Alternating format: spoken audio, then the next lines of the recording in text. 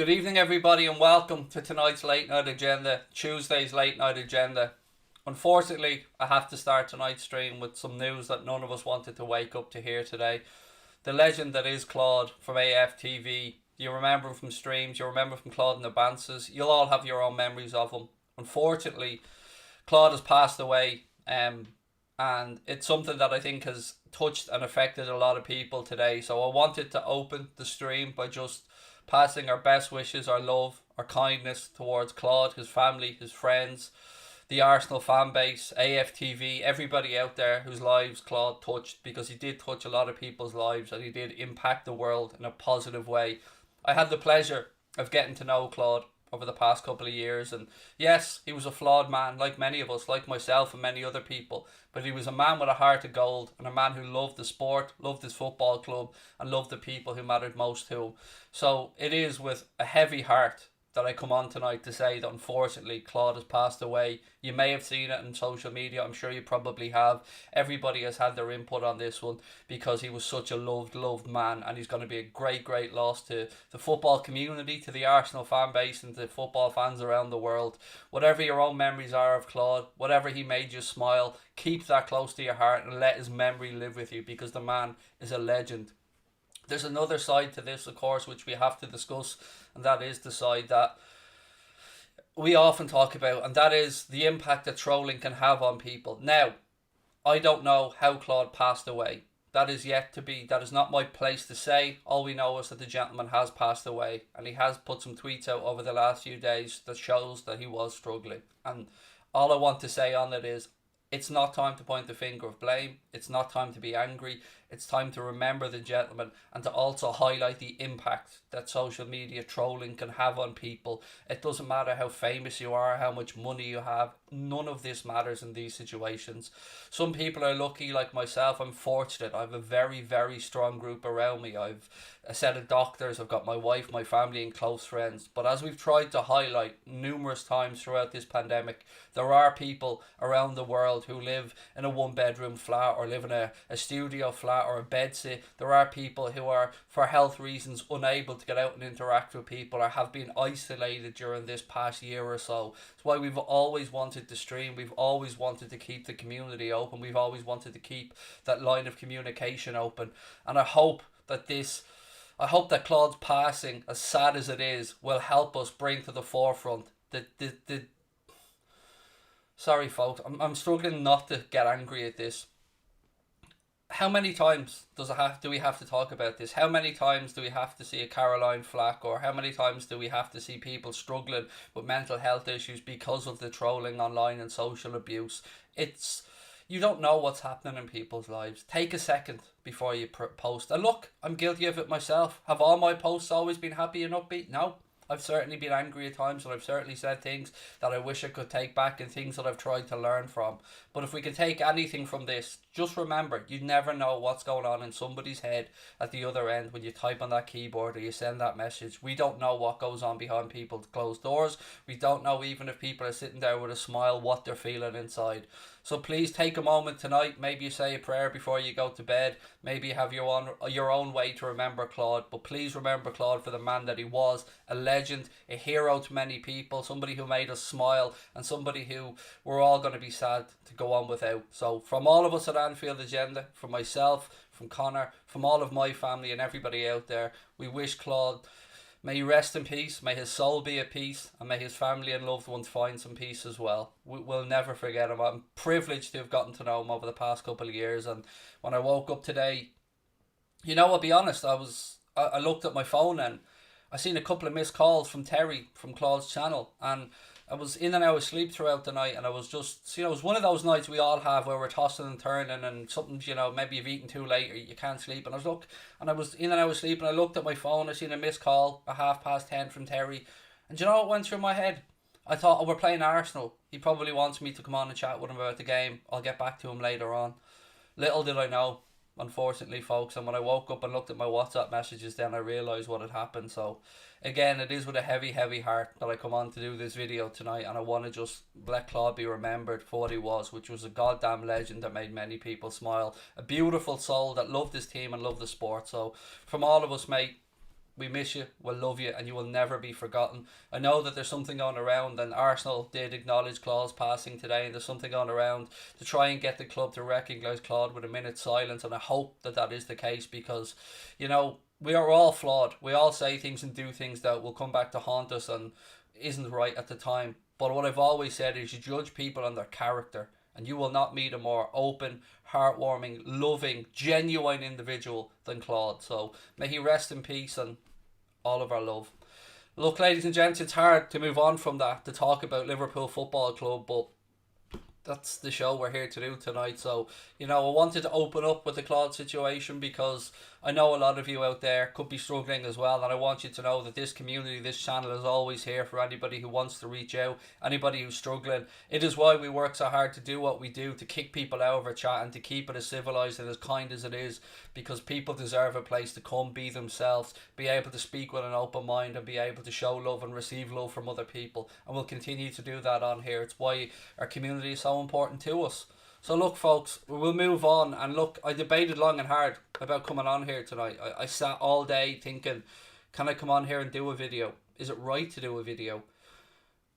And at the end of the day, I don't know if what I'm doing is right. I don't know if coming on here tonight is the right thing. I know I'm not in the right headspace to do it, but, today's about Claude. Today's about remembering the good times and the love that he brought to the world, because he brought a lot of it. I've seen so many beautiful tributes pouring out today across social media.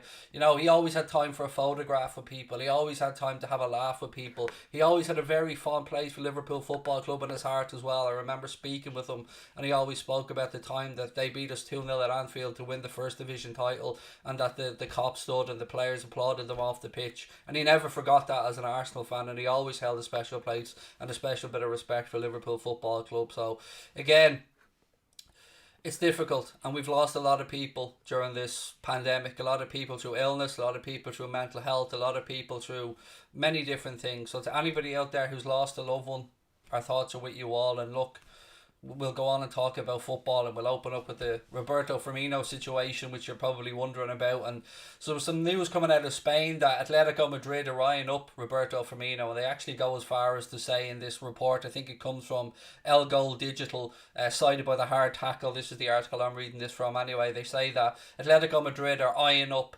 £55 million move for Roberto Firmino if indeed Liverpool decide to cash in on him. Now, they go as far as to say that Liverpool want 55 million for him, and Diego Simeone is looking at him as a possible replacement for both of his forwards, either Joao Felix or Luis Suarez, who may move on at the end of the season. But I can't see any way that we're going to sell Bobby Firmino, let alone for 55 million quid. I mean, Diego Simeone wants him at Atletico. That would speak a lot about Roberto Firmino. We know how much Klopp thinks about Firmino as well. So, excuse me. To me, I can't see this one happening. They may come after him. They may try and get him. I don't know what the future of Luis Suarez is, and I don't know what the future for Joao Felix is. But to me, I don't think it's the right time to be selling Bobby Firmino. I think Bobby Firmino, he may have slowed down a bit, and yes, he hasn't had his best season. But as Klopp has always said, if Liverpool was an orchestra, then Bobby would play a lot of different instruments, and that's true. Bobby is a focal point for our team, and look, I'll be honest and say, you know what, he probably wouldn't be in my starting 11 against Arsenal, but that's on a form thing, and form is temporary, as they say, class is permanent. So for me, I wouldn't take any money for Bobby Firmino just yet. I don't think it's the right time, but we will see a lot of this stuff coming up, because I think it's going to be a massive summer in the transfer market. On a more positive note, for Liverpool Football Club today, it looks like that deal for Canada is edging closer and closer. There's been some talk that maybe part of his medical has been carried out in Paris. Now, of course, Liverpool are going to want to look into his injury record. We spoke about the muscle injury he had, the ankle injury he had. And Liverpool, of course, in 2018, when they thought they had Nabil Fekir, we believe something showed up in that about his ACL repair that stopped or spooked Liverpool's medical team from going through and completing that deal. So, there is a €40 million release clause for Canada, so Liverpool know what they have to do with regards to that side of it. I don't think we're the only club that will be after him. I think I've seen news today that maybe Chelsea will look for him, and many other clubs around Europe will. But it looks like maybe Liverpool have stolen a march, and all the reports today seem to suggest that this is moving along bit by bit by bit, this deal, and we could hear something very soon about it in the coming days. So it looks like part of his medical may be going ahead in Paris. That's at least what's being reported today. So the big question then, I suppose, ladies and gents, is do we just sign Canade, and what do we do with Ozan Kabak? And I suppose that is a question that is up to Ozan Kabak to answer, because there's been some reports that suggested Liverpool just want to bring in one centre-back, and if they get Canade, then that's the end for Kabak. I don't believe that to be the case. I think Ozan Kabak still has a future to play for, because think about the astute piece of business it would be to get somebody. Ozan Kabak just turned 21, I believe, in the last week or so, for the price we can get him for, which, if you include the loan fee, it would be less than 19 million quid, I think, with some add-ons at the end of it. And then the 40 million euro, which is about £36 million for Canade. That would leave Liverpool with Gomez, Van Dijk, Canade, Matip, Kabak, Phillips, Billy Cometio coming through as well, Sepp van den Berg, who's out on loan. So, gives us a bit more breathing room, and we may well see a centre-back move on. I don't know if it'll be Joel Matip, I don't know if it'll be Nat Phillips, but to me, I'd rather Liverpool went out there and signed both of these guys at the combined price that we would probably pay for one other centre-back if we were looking at the likes of a Jules Koundé or a Khaled Carr or somebody like that. So, again, it looks like Michael Edwards and Liverpool's recruitment staff are about to pull off a masterstroke, an excellent piece of business. David McGinn says this summer's going to be small deals and swaps with every team. I don't know, David, mate. It's tough to say, because we know that this could be a summer where Haaland could be available, Mbappe could be available, Sancho could be available, Harry Kane may even be available.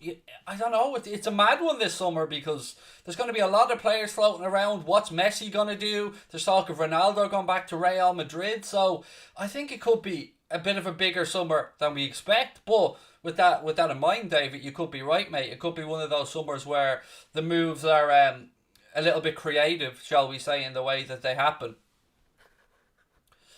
Canade and Kabak said Vilgot get rid of Reece Williams and Matip. I forgot about Reece Williams there when I was listening through, and look, I wouldn't be getting rid of Reece yet. He's still a young lad, still making his way himself, and Billy Cometio, for me, I think, leave them, get them more time, get them training with the first team, maybe a loan move for both. But I would, in all honesty, sell Joel Matip. I have to say, hand on heart. I mean,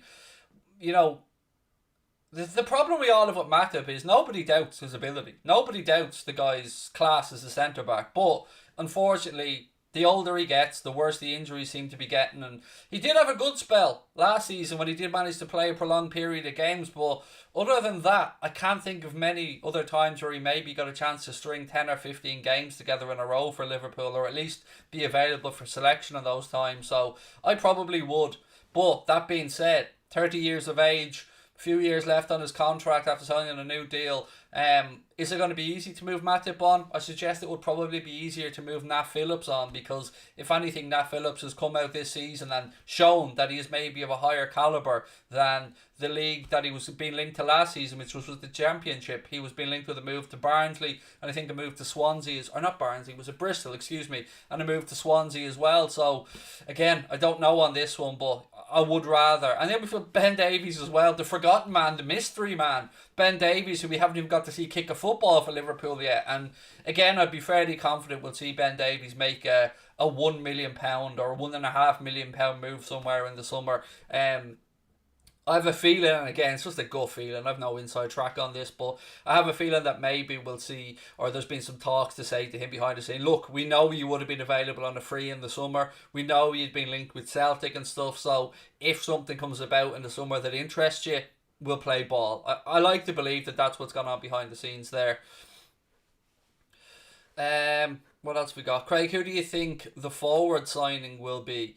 It's difficult to know, Nigeb, and I've gone back and forth on this, mate. Look, we all love the Mbappe dream, don't we? We'd all love to be sitting here trying to find a way to make that realistic, but for us, whether we have Champions League football or we don't, probably isn't realistic. So there's two players that have been doing the rounds over the past 24, 48 hours. That's been Pats and Daka, and they have, of course, been the guy from PSV Eindhoven as well. So they're the only two that I can think of, really, folks. At this moment in time, as I said, my head's not in a great place right now, and it's probably not the time for me to be on here trying to think deeply about summer editions. There's plenty of time to do that, and we will do that as the weeks and months go on. Do I rate Marcel Sabitzer? Yes, the Leipzig player, I do, mate. And again, another one who'd been linked. Connor posted that up on our Instagram account on Anfield Agenda. So if you do want to check out latest transfer news and stuff, please do check out our Instagram account because Connor does lots of great stuff on there and posts up all the latest transfer news as well. Is the Canade medical completion news legit? Part of it, mate. I can't say for certain if he's completed his whole medical, if the club are happy and the deal will be announced. I don't know. But I do believe that something is happening. 1 second, there's somebody at my window. Hang on 1 second.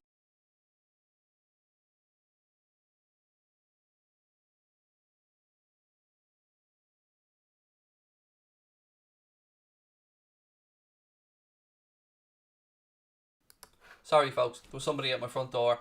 Is Daka any good? I would say yes. Patson Daka is excellent. I think he would be an absolute bargain at the price point as well that Salzburg would want from, which seems to be around the £25 million mark, maybe a little bit higher. We were linked with him last year as well, and I really think that he could be a bargain. But this kid from PSV Eindhoven as well, who I've got to be honest, I wasn't very up to date on, he looks legit as well. So, whatever the club do, I think that we will end up getting somebody who will fit Klopp's system, who can maybe play in a couple of positions across the front three. And as Klopp said, will be in addition to the options he already has there, not in place of or not looking to move anybody on, just to give us another option or two. Now, I say not in place of or to move anybody else on, but I do get the feeling it will be in place of Origi or Shaqiri, or maybe both. I feel that they will both move on in the summer. We should sign Rafinha, said Cube. And look, mate, again, another quality player. Houssem Aouar, another great player. Neto, another player we've been linked to. The guessing games are going to go on and on and on, and we'll all be reading articles and we'll all be trying to figure out the best way forward on this. But what we do know is the Canade thing seems to have legs. There seems to be some absolute concrete interest there, and as I said, all signs point to the fact that there may be some of his medical completed in Paris or in France with the Liverpool medical staff, or maybe I don't even know if they've hired other medical staff to do the first part of this, but just keep an eye out. Check your James Pearces, your Paul Joyces, your Melissa Reddies, all the old reliables, the ones that we can trust on these things. Of course, some French media as well will be reporting it. So wherever you find, whether you're a Fabrizio Romano fan, whoever is your go-to journalist of choice, just keep an eye out for updates, because these guys will have them as and when the updates are going. But don't be falling for the ITK tricks on Twitter. Don't be falling for the new accounts that have shown up out of nowhere and are suddenly claiming they have gospel news on everything. So, just stick to the legit journos, and as they say, wait till they used to say the Melwood lean, but I suppose now it's the Kirby lean, isn't it? Raphael said Rafinha's really good. He is, mate. He's an excellent player. But he's also said he's happy at Leeds. And Leeds, it was Leeds' record signing when they brought him in for, I think, 18 million when he came in from France. And again, people, we talk about Neto, and I like the look of Neto myself. But would Wolves want to deal with us again after we got Diogo Jota for cheap? That kind of annoys me, by the way, that whole got him for cheap thing. It happened with Salah as well when we went back for Alisson. I mean, is it fair to say that we underpaid for Salah, or is it fair to say that the player and the coaching staff deserve credit for bringing Mohamed Salah on to the next level? I think the truth is there's probably a little bit of both involved, but we certainly know when we went back to Roma looking to sign Alisson that we had to pay a hefty fee, a world record fee at the time for a goalkeeper to get Alisson Becker to Liverpool. So I don't know how open Wolves will be to potentially negotiating again for somebody like Neto, who of course they're going to want to keep at the club. Nikhil said Neto's the obvious shout. He is, and look, I'm assuming, I don't know for a fact, but I'm assuming he's probably represented by George Mendes and the Gestafeud agency, which is the same agency that we got Fabinho in with, that we got who else we got in from him? Obviously Jota. I think they're the two I can think of that we've dealt recently with George Mendes and his agency, and he represents a lot of Portuguese players and a lot of Wolves players, so maybe there's an open channel of communication there that we could look to, I won't say exploit, but certainly fuck it, I'll say exploit, why not? Only for Kepa to break that. I know, it is mad, isn't it? I mean, yeah, it is mad to think that now looking back, the Kepa was a world record fee for a goalkeeper. But look, We paid for Alisson, and look, we're happy with him. It's great to have him at the club. And that moustache of his, that new tash is top tier moustache play from Alisson. Sorry, folks, I'm a little bit all over the place today. My mind's going left, it's going right, and I can't really focus. So if I'm not myself, I apologise. But I'll keep going for a few more minutes and see how we get on. What kind of player is that guy? Is he a Bobby or more an out-and-out striker? He's more of an out-and-out striker, mate. He's filled full of pace and definitely knows where the goal is. I mean, we know that firsthand from the friendlies we played against Salzburg. But yeah, just Google it, mate, and you'll see very quickly that he absolutely knows where the net is. Maverick said, Ouar the Paul. For me, Houssem Ouar. I do like him. I've watched a lot of Leon. I've watched a lot of him play. We know Jean-Michel Aulas is very difficult to deal with. That's been known for years. It's known throughout the industry that he's a very difficult man to go in and buy a player from. But that being said, Arsenal tried to get him recently, and he will make that move, I believe, to the next tier, to the top level of football, because that's where Houssem Ouar deserves to play. Now, whether that's at Liverpool or not remains to be seen, but I certainly would have no complaints. Nor would I have any complaints, by the way, if we go for Christian Pulisic, because there's been a lot of unknown about Christian Pulisic at Chelsea. Could be that maybe his representative or somebody is just kind of giving Thomas Tuchel a little reminder that, he's there and he probably should be getting more game time. Now, we did have some injuries at Chelsea, and Thomas Tuchel has come in and I think found an 11 or found a group that he's happy with. But will I complain if Liverpool tried to get him? No, I've said it all along. I'm a massive, massive fan of his. Somebody who I thought we should have signed at the time, and somebody who still to this day, it riles me that Liverpool weren't in for, because I just see it as a perfect fit. Christian Pulisic at Liverpool, it's something that I've always seen from a marketing perspective, from a playing perspective, from any perspective you want to look at it. He's somebody I would have loved to have had at the club. Craig, thoughts on Ireland's performance against Luxembourg? You know my answer, David. It's unacceptable. It's as simple as that. The issues run deep in Ireland with the FAI and the structure of Irish football, but that is unacceptable. I'm sorry. Luxembourg deserved their win as well, by the way. It's not like they got a fluke or they got lucky. It was a great goal and they deserved their win. Diabala would be a great addition to Cameron Ross. Yeah, he's one that seems to be linked with moves all the time, doesn't he? He seems to be linked with a move away from Juventus but never goes anywhere. Now, Juventus may well move on Cristiano Ronaldo this summer. They may well move on Aaron Ramsey, who, by the way, is another player. Sorry, I feel like I've got an eyelash or something on my face. Is another player who has, of course, been linked to Liverpool recently. And he's one that move intrigues me. I've said this before. I know Aaron Ramsey has an injury record, and I know that we've probably seen the best of Aaron Ramsey, but I don't know. That intrigues me. I just put it that way. I can't sum it up any better than that. Stephen Porter, thank you for the super chat, mate. Says, any more on Gini's contract? Is he gone?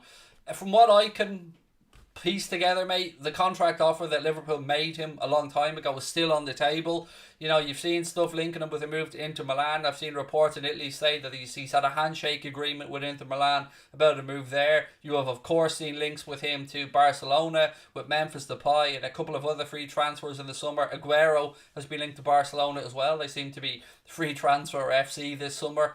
And the truth is, I don't know, but if I had to put money on it, I would edge it towards him leaving, unfortunately, because, as I've said numerous times, and I'll continue to say, none of us want Gini Wijnaldum to leave. None of the fans I've spoken to want Gini Wijnaldum to leave, and it's one of those ones that we're all left scratching our heads about how we got to this situation. But at the end of the day, the final decision will rest with Gini, and whatever's best for him and his family, we'll wish them all the best. And if he does leave Liverpool, he should leave with a pat on the back and a massive thank you for a job well done.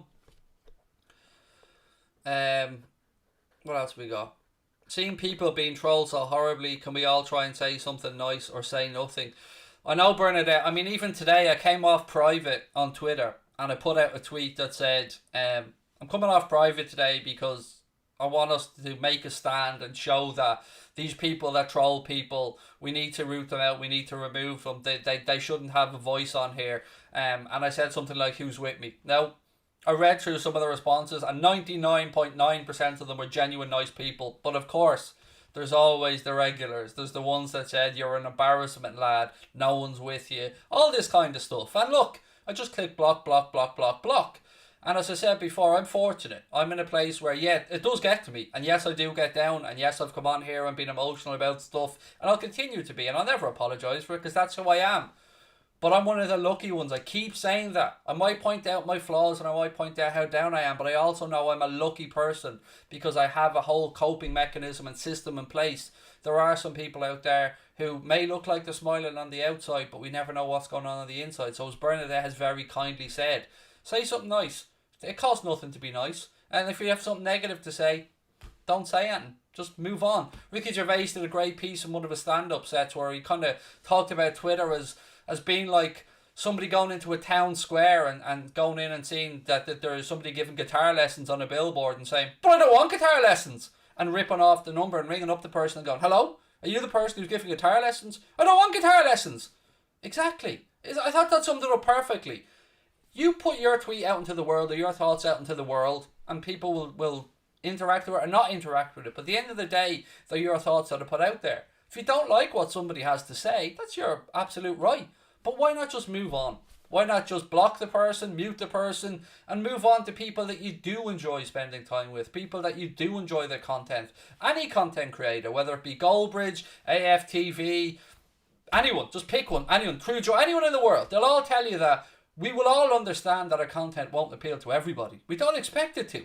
People will think I'm an embarrassment, and I absolutely get that. People will think I'm cheesy and cringy, and I've no problem with that. But just move on. That's all I ask people to do is if you don't like something, move on. If you're flicking through the TV and you see something that you don't like, you're not going to sit there and watch it for 2 hours. You're going to switch on to something that interests you and something that makes you happy or something that piques your interest. So I think social media should be the same. If you see something you don't like, block them, report it, move on, or just ignore them. That's and when I say that, I mean not the trolls. We should be calling these people out. And a lot of the time with trolling and stuff like that, it's people projecting their own insecurities and their own hate. And the reason I know that is I was one of those people. I was somebody that had hate in my heart. I was somebody that was angry and that would tweet that anger. Now, I don't think I trolled people, but I would snap back at people in my answers and I would go on the defensive very often. And it took me a long time and a lot of therapy and a lot of counselling to open up on this and say, oh, hang on here. So, you know, what you're doing speaks more about you, Craig, than it does about anybody else. So I took the time to deal with it and sort it out and understand why I was feeling that way. And I hope and I genuinely wish that all these people who feel the need to project such hate, honestly, I wish them love in their lives and I wish them every happiness because I don't like to see people in that place. Even if it's people that are trolling me, I don't like the thoughts of people having that anger and that hate in their heart because we should all have love. We should all have things that we look forward to and things that make us happy. And we'll all have shitty days. We'll all have days where we don't want to do stuff and when we're down and we might be a little bit cranky. Heaven knows I'm cranky every single day of the week. But if you make a mistake, that's fine. Own your mistake, put your hands up and move on. Nobody expects you to be perfect. Leans into cancel culture as well a little bit, by the way, because, you know, nobody's squeaky clean. You go back through anybody's tweets, anybody's videos, you'll always find something that they've said that's inappropriate. And I include myself in that. Because none of us are perfect human beings. But as I've always said, you judge somebody on the strength of their character. You judge somebody on how they act overall. We'll all make mistakes, but all we can do is apologise, learn from them and move on. So that's what I'm addressing the trolls at times, because I understand it. I understand that whatever's going on in their world that we don't know about, maybe they feel this need for control, maybe they feel the need to try and feel superior to other people. And yeah, of course, there is the people who just don't like what we do, and I have no problem with that. But what I would say is, just move on. Just ignore us if you don't like us. That's all I'd ask. Do a family reveal, mate. Go on to Twitter or any of my yokes and you'll see pictures of my family. No, I don't hide my family, mate. My family pictures are up there, and my wife won't come on a video though. I've tried that loads of times. She just won't come on a video. She's as strong as a rock. She is my rock, but she's not somebody that sits in front of a camera. Now my son and my daughter, different, no problem. They'll come on and sit in front of a camera. But yeah, my wife's I wouldn't say a private person. She's just a quiet person.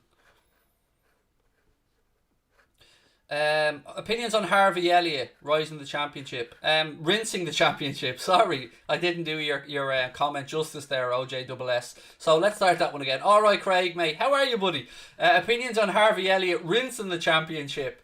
Yeah, look, he's doing what you'd hope he'd do. When you bring a young player and you put them out on loan and you send them to the championship, you hope that they stand out. You hope that you look at them in the championship and you see that, hang on, this lad's a class above, even at the age that he's at. No, I'm not saying Harvey Elliott's been the championship's greatest player this season, but we can see from the time he spent there with Tony Mowbray and the minutes that he's got that he's elite, that he's at that level, that he will come back and he will play for Liverpool and he will continue to progress. It's scary how good he is at the age he is, and if there's ever anyone that's going to want to fight for his place at the club and want to fight to live his dreams, much like Trent did, much like Curtis Jones has, Harvey Elliott isn't a local, but he is a Liverpool fan through and through, and it is his dream move to be at this football club. So I'm looking forward to him coming back. I'm intrigued to see if we see a loan from next season, because, you know, there is a long time ahead for Harvey. He's a young kid, and maybe a loan to a Premier League club, or maybe Klopp will say, no, you're ready. We'll give you minutes in the FA Cup. We'll give you minutes in some league games. And that's a conversation that I'm sure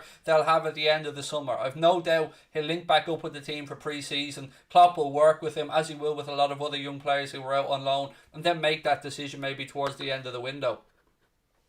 Liz, thank you for sharing your truth. I'm proud to know you. Look, it's been a pleasure, Liz. And look, as I've always said, if you want to know me and know what drives me and know the ABCs of me, check out the podcast I did on Jake McBoss's channel. That's Jake, Jake, MacBoss, MCBOSS. I did a podcast with Jake, who's a young Irish content creator. He's 18 years of age, from Limerick.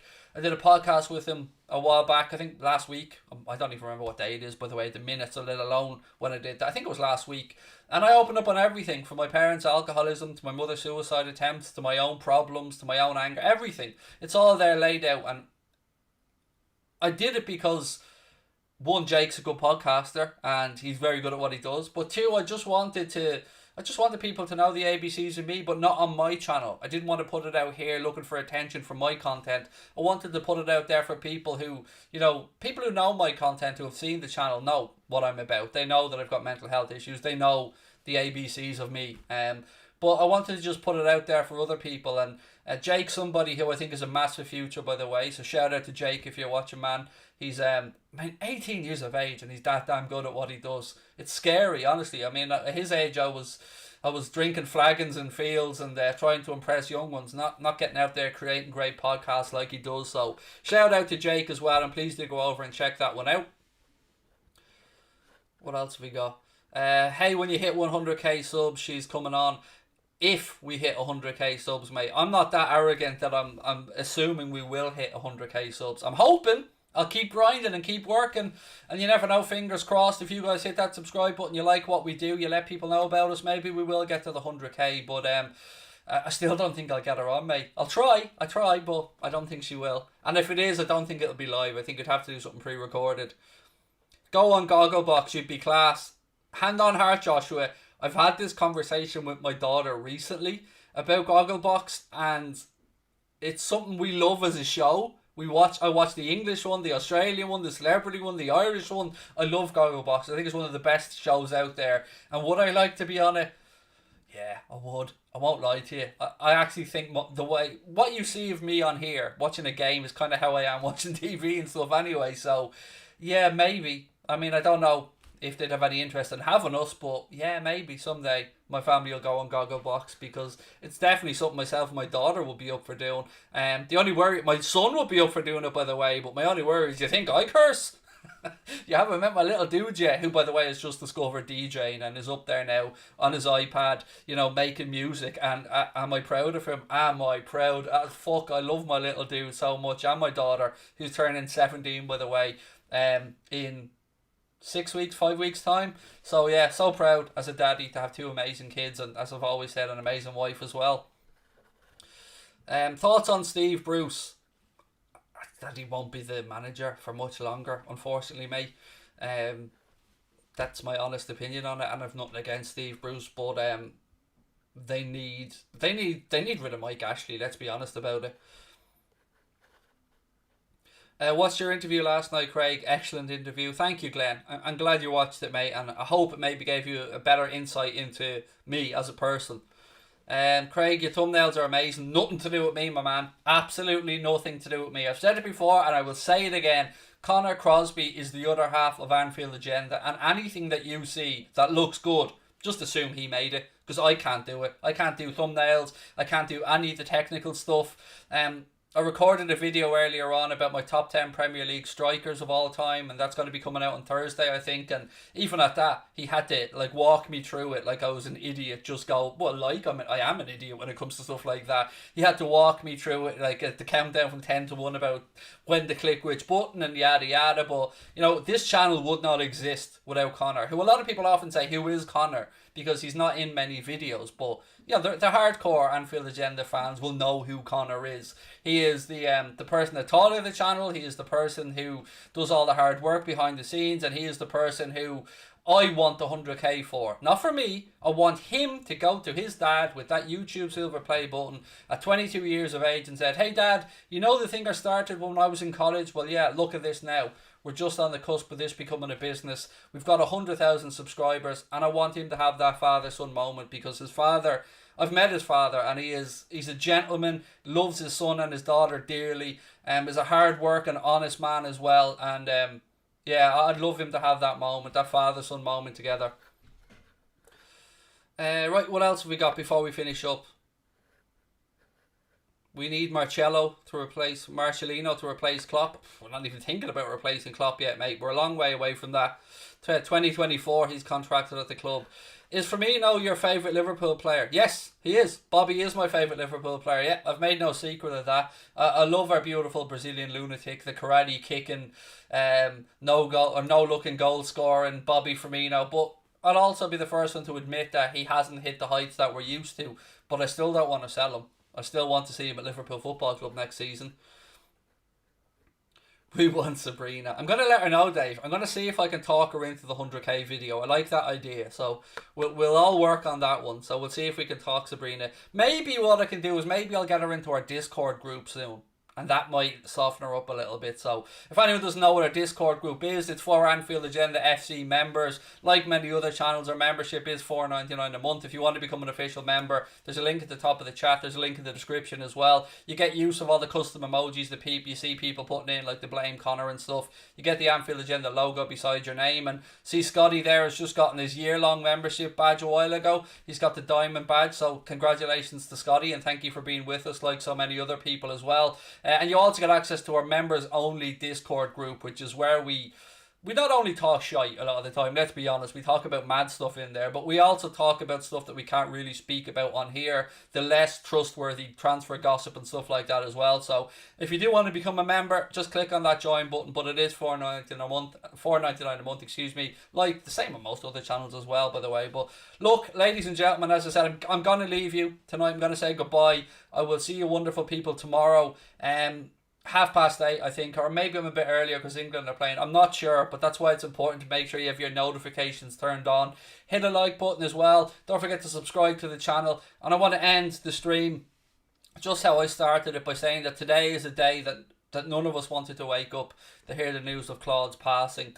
I'm proud and pleasured to have had time with Claude, to speak to Claude, to share a camera with Claude, and to get to know him, because he was one of the greats of our industry. He was one of the kindest people you would have ever asked to come across, and like us all, he was flawed. But that's what made him so attractive to us. That's what made us all love Claude. Because like me, like you, like everybody else, we're not perfect. We never claimed to be. He never claimed to be. But he loved his football club. He gave his honest opinion, and he spoke his truth. And I love that about the man. And that's the memory that I'll keep of Claude. So stay safe, be well. Lots of love to you all. I'm sorry that this wasn't the most upbeat video, but as I'm sure you'll understand, a lot of people feeling a lot of emotions today. But if you do feel anything, you do want to reach out, DMs are open on Anfield Agenda. Make sure that you reach out to us on Instagram or any other format, because you know it's during these times that we all need to be here for each other. So stay